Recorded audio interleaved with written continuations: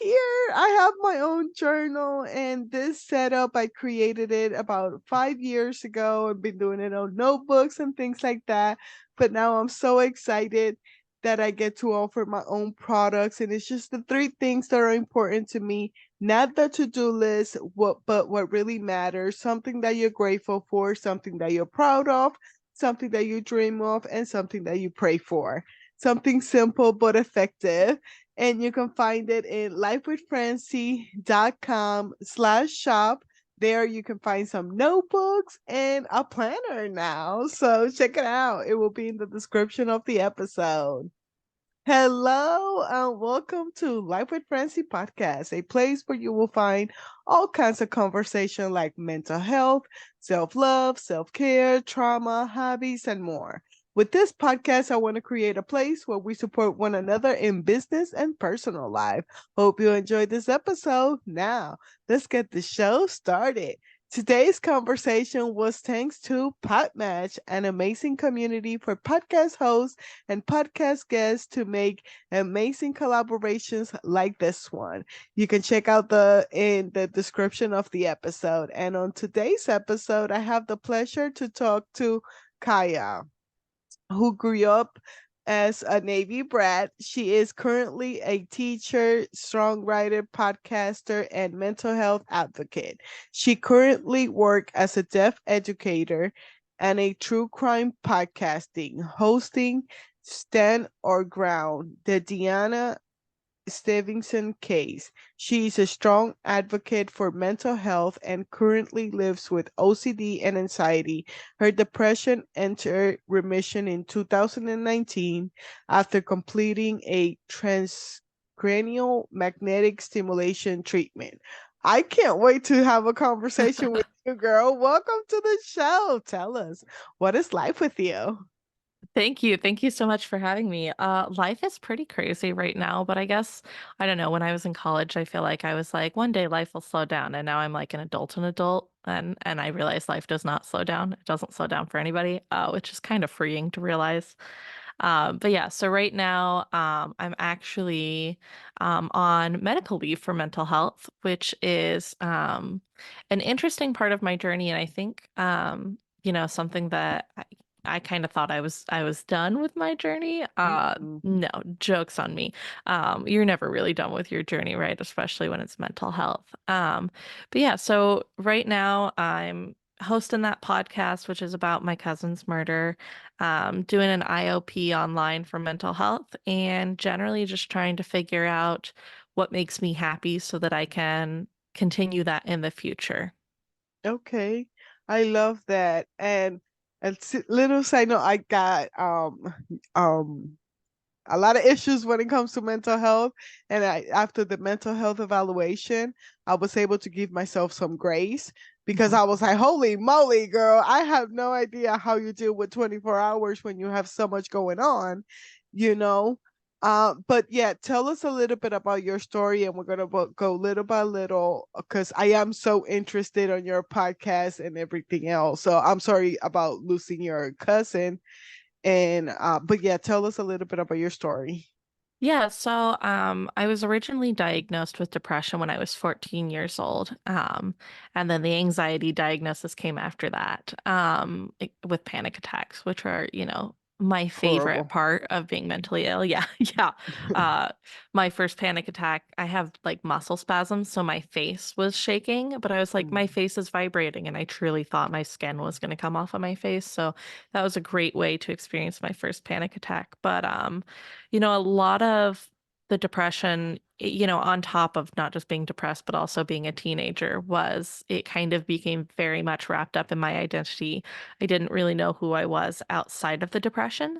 And there were a lot of things that I was like, oh, this is my personality. Like I'm pessimistic and I'm cynical, and some of it is, but most of it was really depression. I was kind of forced into therapy, which, fun fact, it doesn't work if you don't want it to work, if you're not Yeah. willing to be there. But eventually kind of started going for me rather than just going for my parents. Um, and kind of learning those coping skills. So learning, first of all, how to identify a panic attack and then what to do if I was having a panic attack. And it took a really, really, really long time to get there. I mean, I don't feel like I was even capable of managing my depression even remotely effectively until I was like 19. And then I did have transcranial magnetic stimulation, which I don't know if you've heard Yeah, of that what is that? before. I have never heard of it. Yeah, so I affectionately refer to it as electroconvulsive therapy's younger cousin, which is probably like Okay. terrifying for a lot of people to hear. But essentially what they do is they put like a giant magnet on your head right here, and it taps on this nerve right here, which I want to say is your vagus nerve, but I also could be making that up. So it taps there, and just kind of like with antidepressants, right? We know that they work, but we don't totally know why. Like we have theories, sort of the same thing with TMS. So what they think it does is it kind of reroutes the electric flow of your brain. So prior to having that, I failed 15 different medications, antidepressants and mood stabilizers, the SNRIs and the SSRIs and the tricyclics and every single thing under the Mhm. sun. And I finally was at the point where I was like, I can't do this anymore. I just can't. When I went for my appointment, I didn't even want TMS. I just wanted ECT. I wanted shock therapy because I wanted the quote unquote big guns. And it was really such a wild experience. First of all, I'm kind of a brain nerd to some extent too. So when they were setting it up was really fascinating to me I because they bet. they put it on you and they've purposely stimulate a different part until one of your fingers pops up, kind of just from the brain being stimulated, but without you thinking about it. And I have to tell you, it's really wild to just be sitting there and watch one of your fingers pop up and be like, whoa. But so yeah, that's how they figure out the strength. And then Okay. it's like a 36-week long treatment. And the treatment itself, like the sessions are not that long. It's maybe 10 minutes under the magnet. But when I was going, it wasn't as popular. So I was driving like an hour one way, getting that 10-minute treatment, driving an hour back. But it was really Wow. wonderful because I was able to drive myself and there weren't a ton of side effects. It's kind of had been touted at least as being virtually side effect free. I think we've learned a little bit more about it since then. I'd say there's definitely some side effects, but I absolutely wouldn't trade them for being depressed again. And it was insane to me because I was depressed, I was depressed, I was depressed, and then it was a Tuesday and it was a switch flipped, or it was like a switch flipped, and I wasn't depressed anymore. And it was probably one of the craziest experiences of my life, just waking up one day and not being depressed. Wow. I mean, that's awesome. I'm really interested in, like you said, about the brain. My last guest, she was neuro something. I can say it. And we were talking about the brain, and I was like, girl, I can listen to you for hours Hmm. because once I started learning about the brain, and she detached it as well, because sometimes we're so hard on ourselves for what we're struggling with, but if we actually just think about it that is something with the brain, then we can detach it as it's like your best friend or something, like something outside of your body, and then you get the treatment for your brain. So I am so gonna look more into it because I love that's the point that I have the podcast, to share tools and resources that have helped you, and to help you like that, like that's amazing. And then, yeah, earlier I was going to say too that with the mental health, it's just a journey. Oh yeah. Oh You yeah. think that you're like fine. For me is because of trauma. So like every time that I'm like, oh yeah, I can talk about my story and there's no problem and this and that, then I got in contact with my biological father's mother, which is my grandma, and panic attack again. And it was a Yeah. controlled panic attack because I already knew, like, hold up, this conversations might set me up. So Hmm. for me, for anxiety, I just starts walking. So I start walking up and down, till I can feel my nervous system calm down, and then be able to have a conversation like a normal adult. But yeah, it's just like 2 years that I had not heard from them. And I'm like, oh, I'm fine with my story and everything else. I hear that my grandma wants to talk to me or something like that. And I'm like, oh my gosh, not again. So, yeah, it's just a journey and learning about new tools and resources. So, then what else do you want to go from there? from Well, so talking about it being a journey, like that's part of what was crazy to me because I always imagined like once I wasn't depressed anymore, I'm not depressed anymore. Cool, great, moving on. Life's gonna be fantastic. And that was probably somewhat like the idealistic hubris of being in my early 20s. I think I was 22. Um, but it was a total miracle, it felt like. And I was super happy to the point that, like, I have this dimple right here. And my mom saw it for the first time. She was like, I never knew you had a dimple. And she was like, oh, Wow. I've never seen you really smile. So, like, that extreme really good. And then what happened was all the things that had been kind of pushed down by the depression because I couldn't deal with them started bubbling up, as well as like this major identity crisis of like, if I'm not depressed, who am I? Because I Mm. thought this was part of me, and actually that was the depression, and now it's gone. And so it's wild to me that like one of the most difficult things I had to do was heal from depression after I wasn't depressed anymore, and even to the point of like right now, like I'm in an IOP for severe burnout, related with like a combination of life, apparently, which I'll touch on in a minute, but mostly related to teaching. And what I discovered was when I was severely depressed, I really threw myself into work. I was like, I'm going to get my degree. I'm going to be a teacher. Straight from my undergrad, I went into my master's. I did my master's in 6 months, and I just like did not stop. And that kept me alive because it gave me something to live for. But then when I wasn't depressed anymore and I was trying to heal, it never occurred to me that that had been a coping mechanism, and quite frankly, a maladaptive coping mechanism. And I kept throwing myself into work to the point that I could not do it anymore. And I was hurting myself, and I was letting people take advantage of me and the way that I was willing to just work until I fell apart. And so what's wild to me is I really did discover like 6 years after the fact that the thing that had been keeping me alive was now the thing that was killing me. And now I have to adjust again, which, I really, again, thought, okay, I'm good on the depression. Now we're focusing on the OCD. And as it turns out, right, there's still those after effects of the depression that I have to work with and live with. But I think there's also something kind of freeing in knowing that, like, knowing that this thing that I went through was not just like a one and done, and I went through it and never have to deal with it again. I feel like there's almost something kind of nice in a really weird, twisted way, maybe, of knowing that like it I don't know, some for a while I guess it felt like something I went through that was done that felt very distant and far away. Especially I got married, I changed my last name, and that for me felt very final, of like my maiden name had been associated with the depression and my new last name was associated with this bright future that I was going to have without depression. And again, right, there's a little bit of youthful hubris there, but I think being able to now kind of integrate all of that into myself, of I'm not somebody who had depression, I'm somebody who has depression, which is in remission, but still affects my life in other ways, has been really freeing to just not feel like I have to be in remission or depressed. Like it doesn't have to be yes or no. It's a spectrum for me. Yeah, and I love that you make that uh note of like how do I live now without depression? Because it's a I don't want to say it's a lifestyle, but one when you're in it, like you don't see anything wrong with it because it's the circumstances, it's the past, it's all I know.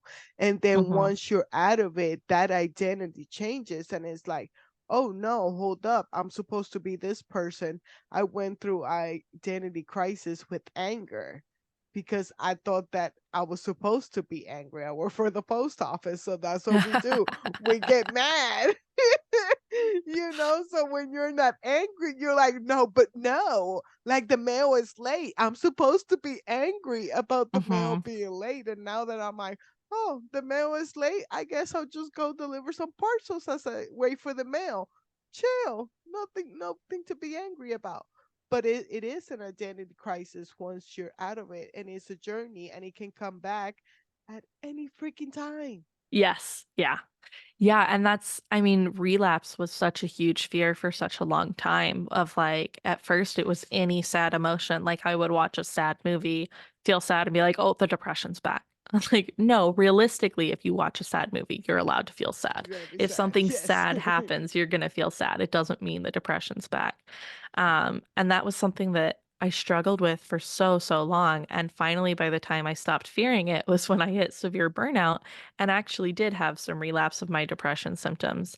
And then, it came back full force. I was like, is this relapse? Is it not? And no, it was just burnout bringing me to those old thought patterns that just were there waiting like a really bad best friend, Hmm. who was there that was easy to go to. And yeah, no, it's definitely like a culture shock to go from I mean, maybe a really hyper specific culture shock, but like, you get used to this way of thinking and this way that you talk to yourself. And even once the depression's no longer there, those pathways are still there. And like the brain is going to take that pathway that you've taken 70,000 times before.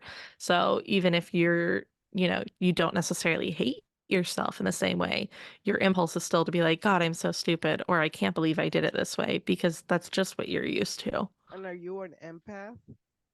I don't know. I feel like yes, but I also feel like I went through what may or may not be called emotional abuse by some people, and so I kind of Mm, learned to survive a kind of volatile childhood environment by being very intentional of picking up on other people's emotions.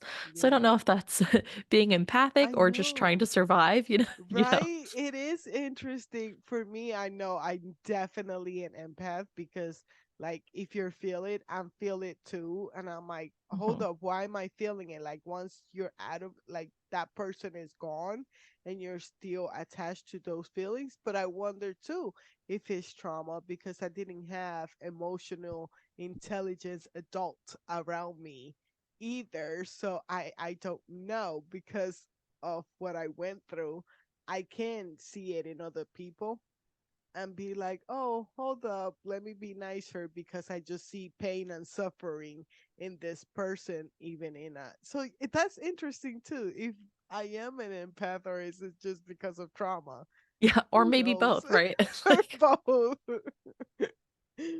But yeah, no, I love it. I love having mental health conversations. For one, it's just you're not alone. So like having mhm. it with somebody else that struggle, it's not that it's an awesome conversation, but for me, it's just like, oh man, finally I can have somebody that understands and Yeah, can yeah, because it's so relate. isolating. It truly, when you're going through it, you feel like you're the only person in the entire world that's going through it. And that's where we get into these situations where we start having suicidal ideation and we start thinking, this is the only way out. Because if nobody else gets it, then we can't go on. But if somebody else gets it, then there might be hope. And that's why I think it's so important to talk about. Yeah, that hope. Oh my goodness. I don't want to keep you all day, even though I literally, I'm not even gonna look at the time because I know that we're gonna pass the 30 minutes that is usually my interviews. But I wanted to touch a little bit about your cousin's story and how the podcast came about. Yeah, so my cousin was murdered on June 8th, 2017 in Escambia County, Florida. And there were three people involved. And one of those people was a former employee of the Escambia County Sheriff's Office.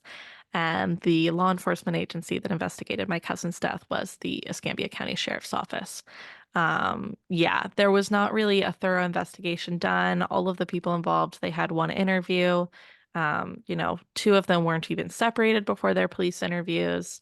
The stories they told contradict each other and contradict the evidence. They say there were warning shots and it was stand your ground, but there were four bullet casings and they weren't all at the same time. Like on the 911 call, it's very clear that there's one warning shot and then later there's three shots in a row. And like her car was left running. She wasn't planning on being there very long. And as a result of all of that, we've never been able to get answers. But it seems very clear that she was very likely lured there and that her death was, if not planned, a happy accident for the people who were the perpetrators. And they now live in the house that she bought. They were able to get that, which is what was likely the motive. And so for a while, I was going to different true crime podcasters saying, like, guys, please cover this case. Like, there's very little publicity because it was, I think, intentionally kept quiet. But like, somebody might know something, and also we need to get the story out there so we can reopen the investigation or have an investigation into the investigation. And it was a lot of research because there wasn't, a lot of information out there. I finally had one who was like, we're not able to cover it, but we'll donate the money for you to get the case file. And so I got the case file and I kept trying to get people to do it. And I was finally like, you know what? Why don't I just do a podcast about it and cover it? Because I could keep trying to get somebody to care, but I know that I care and I know that I'm going to do it well and right. And I have the family support. And now we're on season 2, and it's wild because since we started, we've been able to get into her phone and get some of the text messages. We've been able to find some things that disappeared from the police case file. And we're really at a place where it seems like everybody who hears it is like, there's no way this story makes sense, which is really validating for me and for the family. Wow, I'm definitely gonna check into it.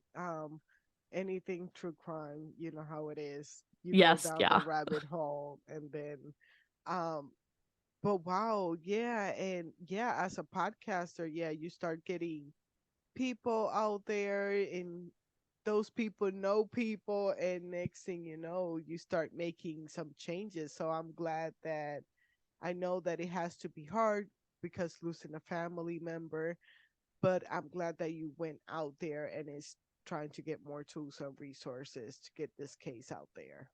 Thank you. Yeah, and her friends and family have been really supportive. I mean, we had one person who reached out who was one of the last people to see her live. Police never reached out to him to interview him, but he reached out to me and said, "Hey, police never reached out to me, but I'd love to talk about what happened and give an interview on your podcast so that the truth is out there and her voice can be heard." Wow, that's mm. Okay. You had one really good question on yours. I'm looking for it real quick. Ah, if you could get rid of your story of mental health illness, would you and why or why not?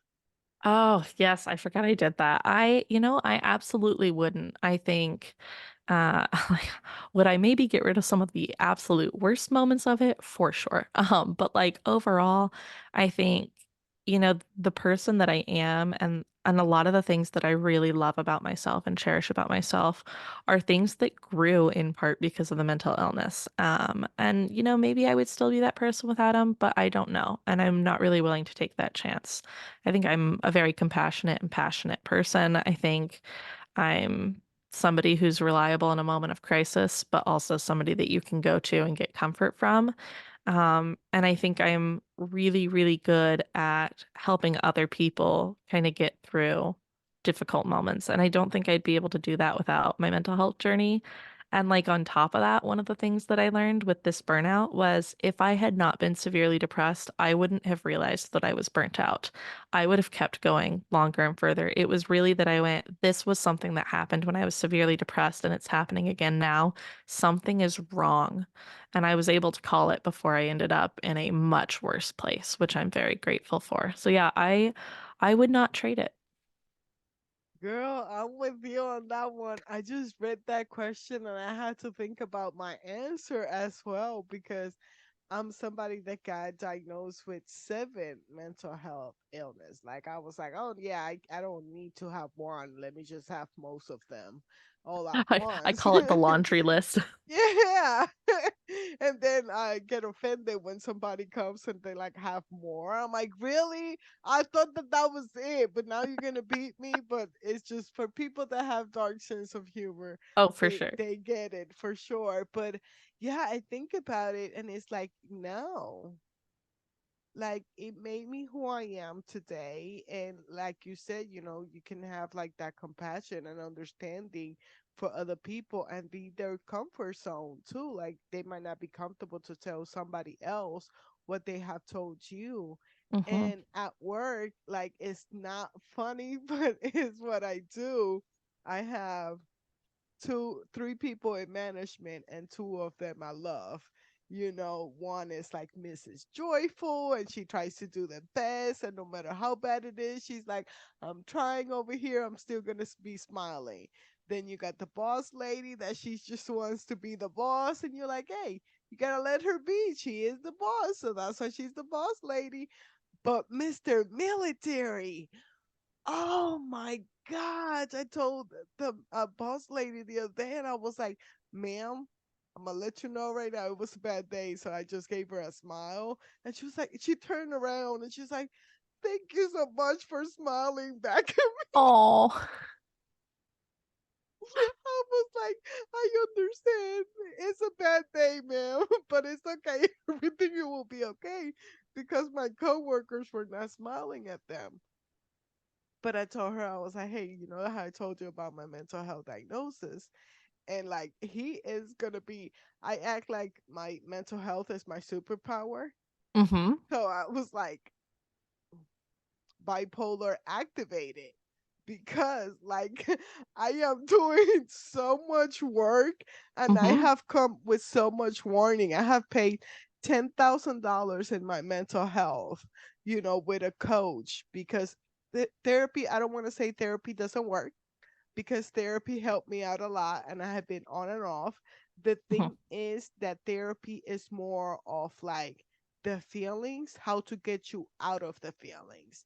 But once you're out of the feelings, you're like, what do I do now? And they usually go back because they want to know in the back. But you're like, you don't want to tell the story over and over Mm-hmm. again. So it becomes exhausting. That's where the life coach came in, and for mine, she was um anyway, she deals a lot with women that have been hurt in the past, sexually Mm. abused. So that's why I was like, girl. And she worked for sex too, so in the past, and she was a stripper, and I was just like, everybody, Okay. like a lot of people will be judging her, and I was like, girl, you're my girl, because Yeah, for sure. though we have different stories, she could relate to the shame and guilt, Mm-hmm. responsibility that didn't belong to us, so different stories, but we can still relate to those feelings. And it wasn't till I talked to her that I was able to get my trauma out and say it out loud for Yep. me to get rid of shame and guilt and things like that, that I couldn't handle it with the therapist because I didn't feel comfortable enough to tell her my story. And she's just going to give me stuff, but like, I don't feel like she could relate Mm-hmm. as Mm-hmm. the mentor did. So after I worked with her for 2 years, now I'm in a much better place. And I try to stay off of meds, even though I have seen family members and some of my friends have used them, and it's a lifesaver for them. And I am here for them and I support them on their journey. For me, holistically, I try to do more of like, I know I have to work harder Mm-hmm. because of the stuff that I'm going through. And if it gets too bad, I will for sure call a professional in the back end and stuff like that.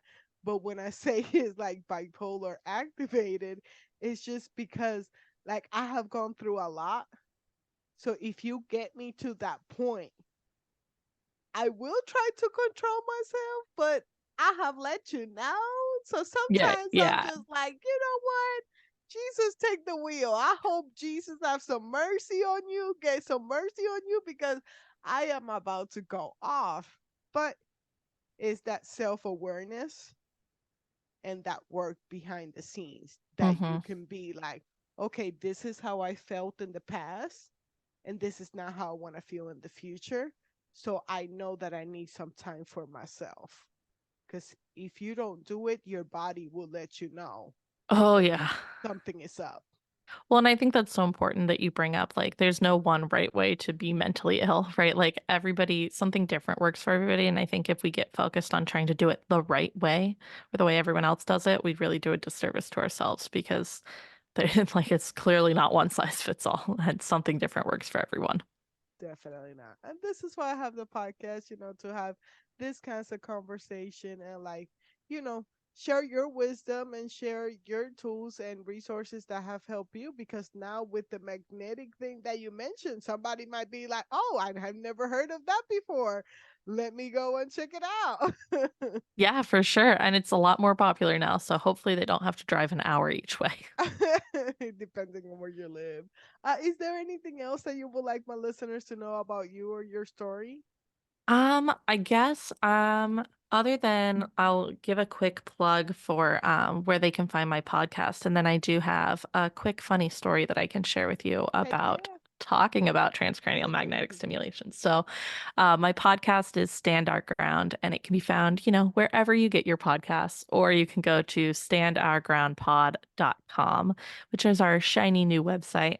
But as far as my funny story, like being a person who struggles with mental health and who has lived a long time with mental health, we generally have very specific senses of humor that Mhm. we learn to use. And I had a boss when I was working virtually who was teasing me about something, and he was like, if you don't answer quickly enough, we've installed like an electric shock thing in your chair and it'll shock you. And I was like, well, turn it down a little because I've had brain stimulation treatment. And he went, oh, um.